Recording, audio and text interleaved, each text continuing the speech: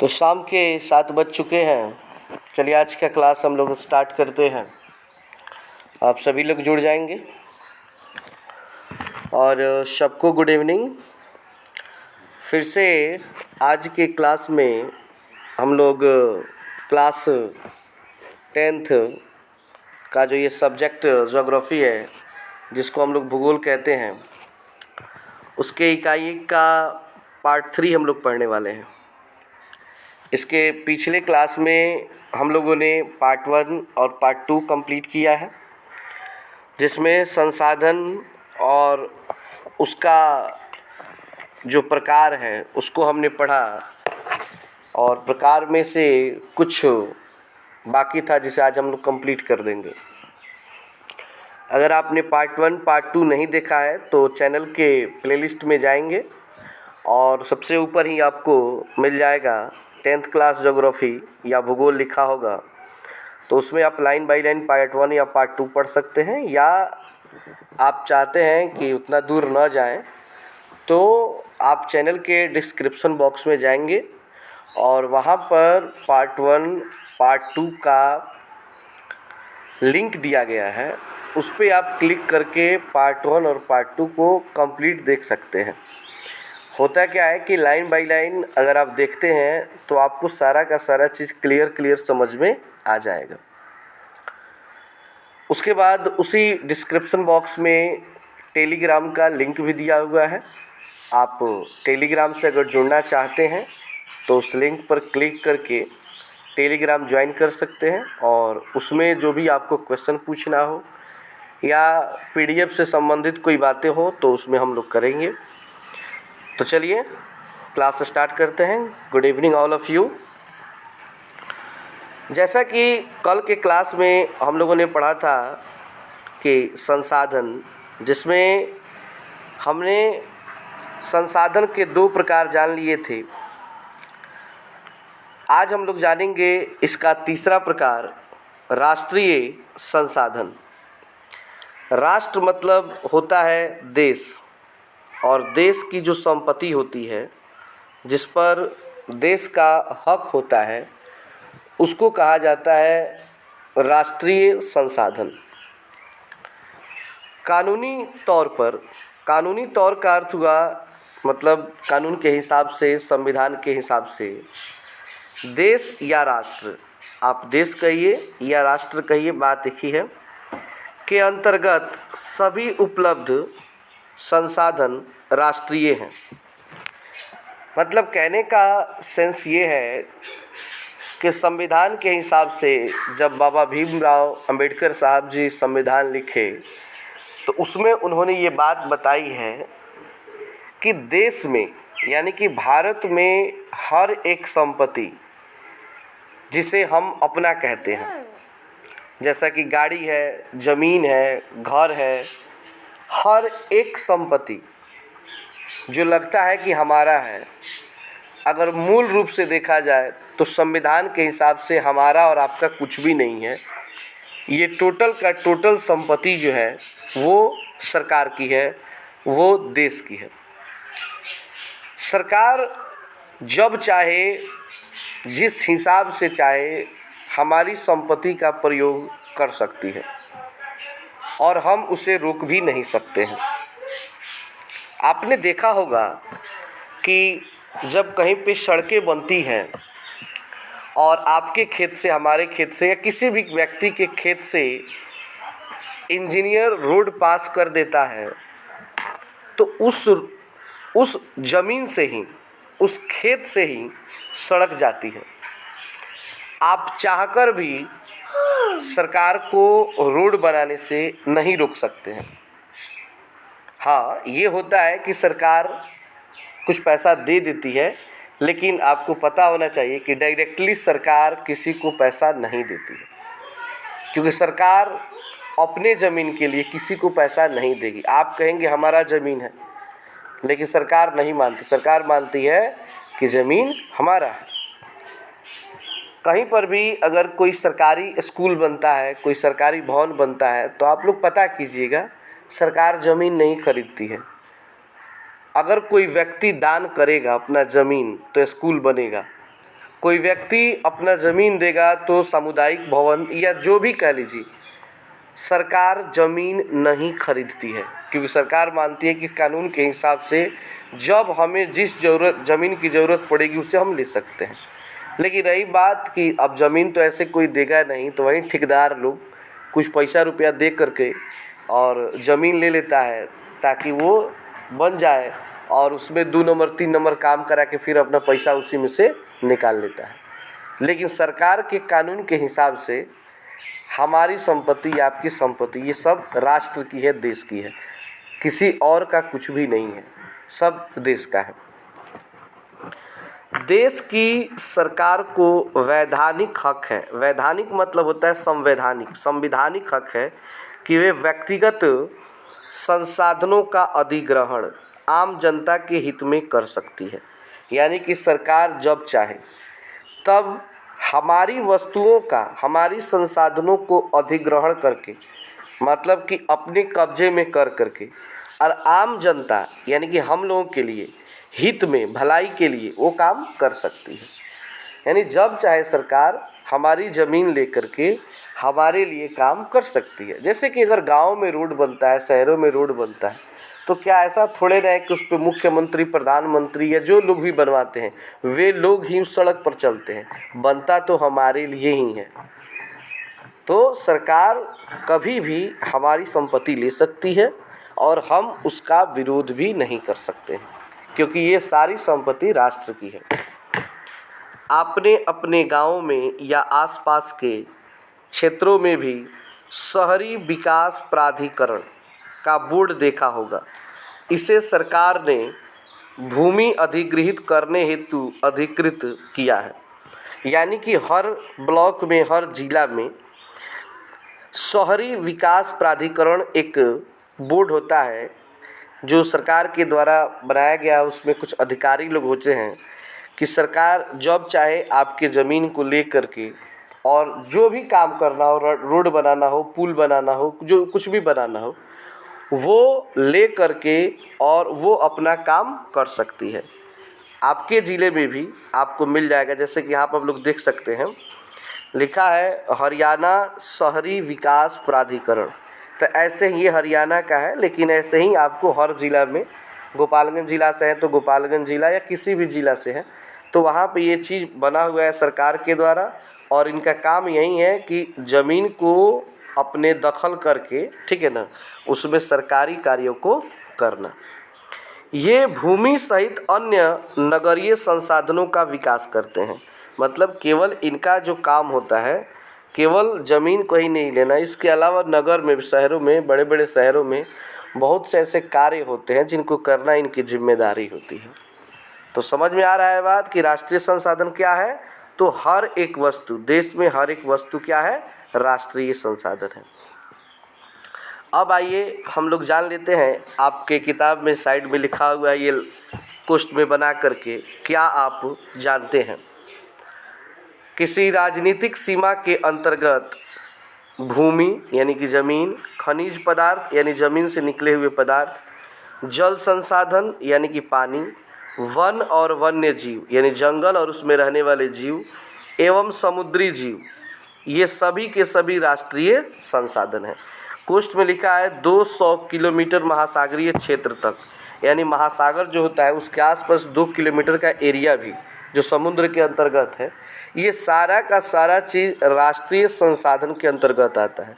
तो क्वेश्चन ये हो सकता है कि राष्ट्रीय संसाधन के अंतर्गत क्या क्या आता है? देश में जो भी ज़मीन है, खनिज पदार्थ यानी ज़मीन से कुछ भी निकला, कोयला निकला, पेट्रोलियम निकला, तो उस पर किसी का व्यक्तिगत अधिकार नहीं हो सकता है।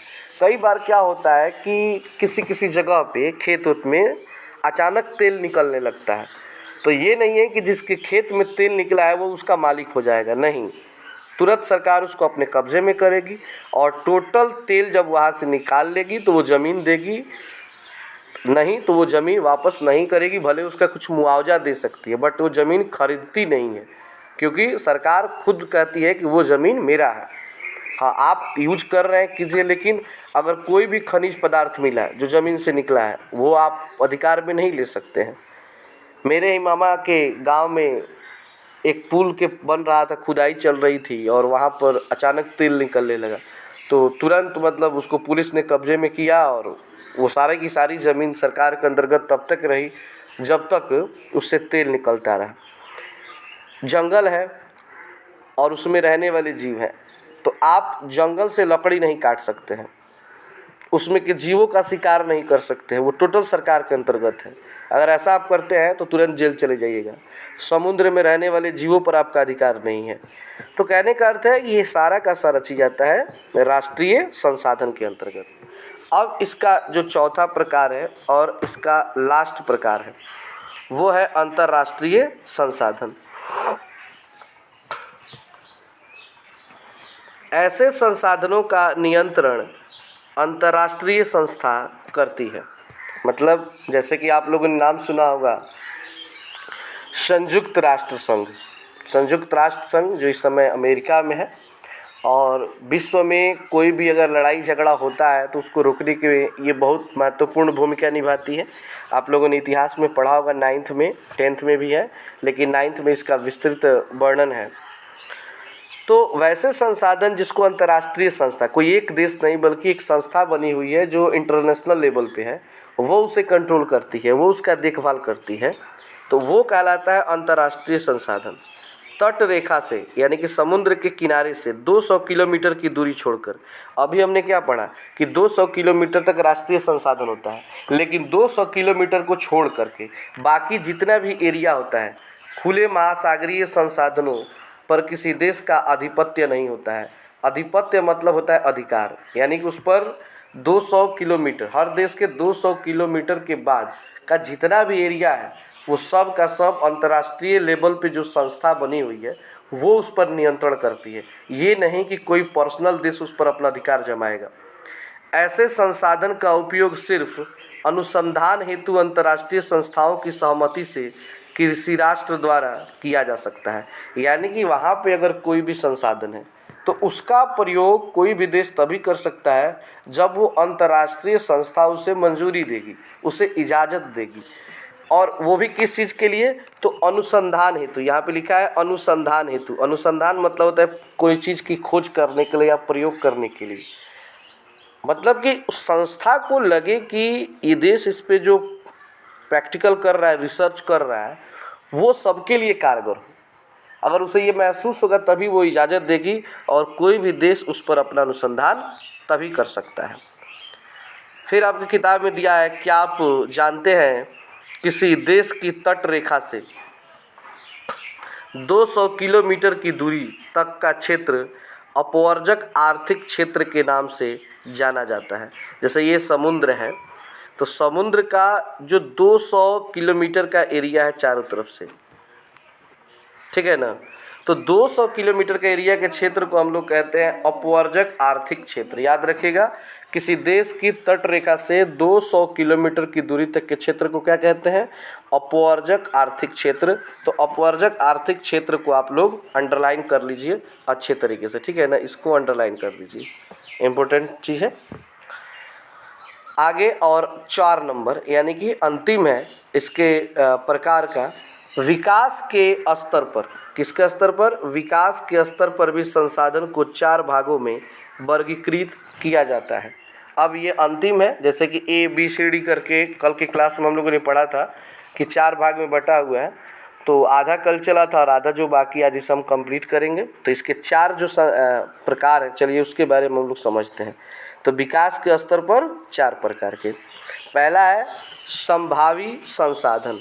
संभावी संसाधन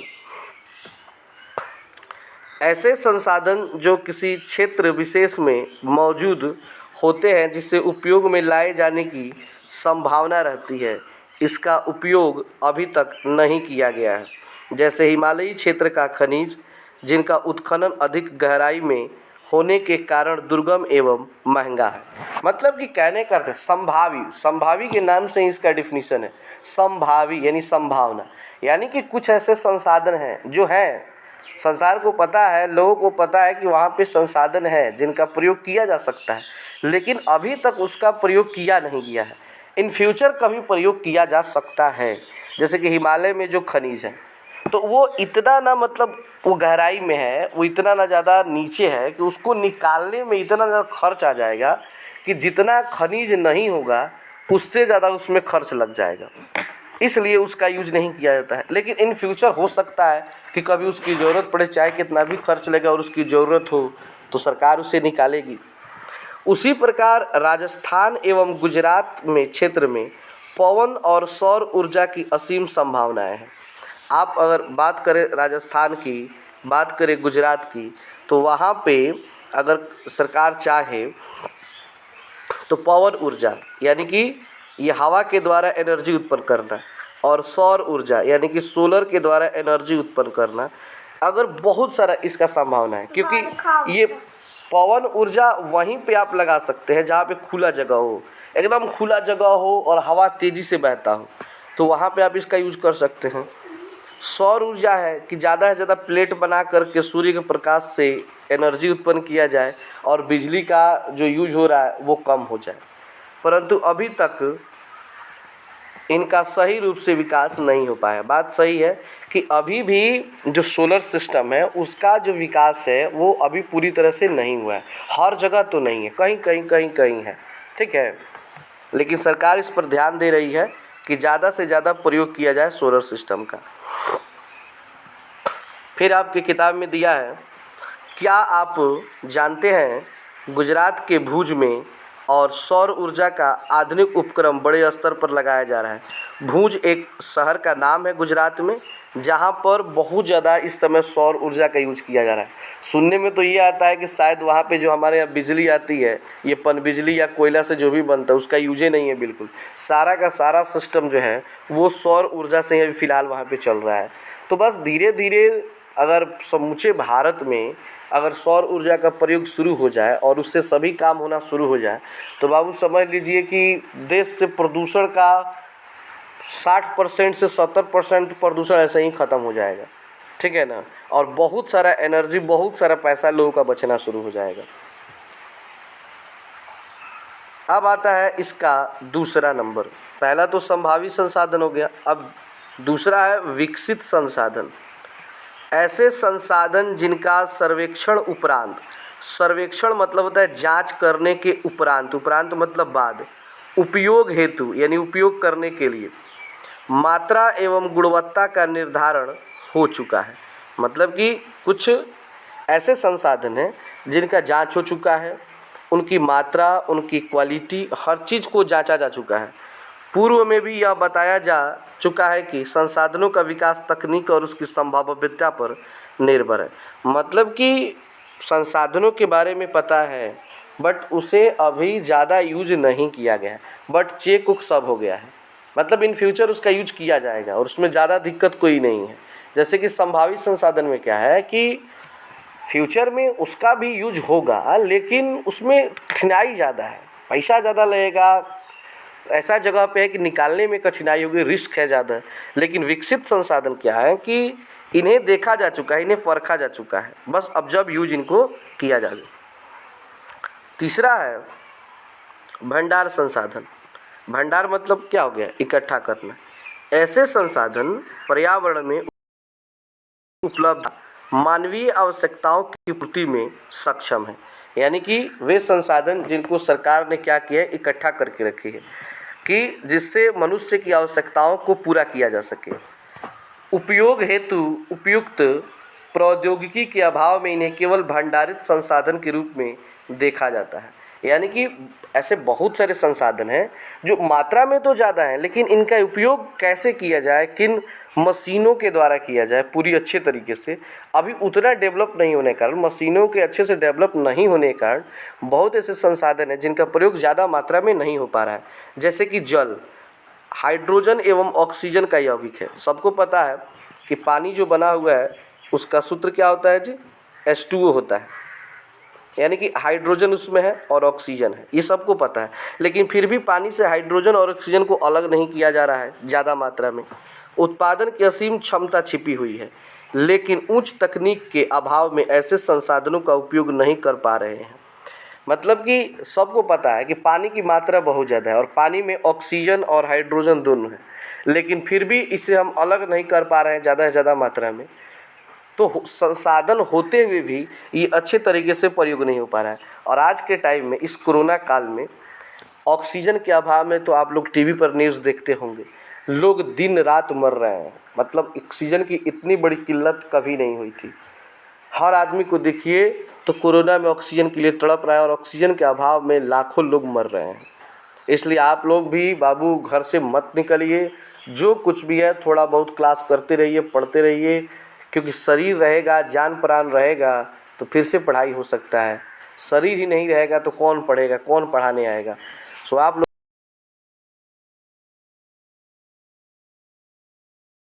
घर पे